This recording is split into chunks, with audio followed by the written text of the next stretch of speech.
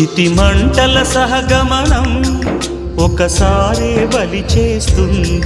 పతి విడిచిన సతిగమనం ప్రతి నిమిషం రగిలిస్తుంది.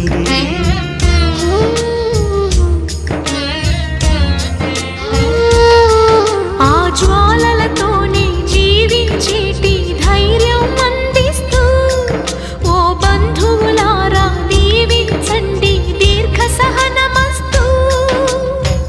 నువ్వు రామా మాంగల్యమా వివాహపు వేదికలో నిన్ను ముడేసిన నిన్నటి వేళ్ళకి విడాకుల వేడుకలో నేడు తెంపడం నేర్పడానికి.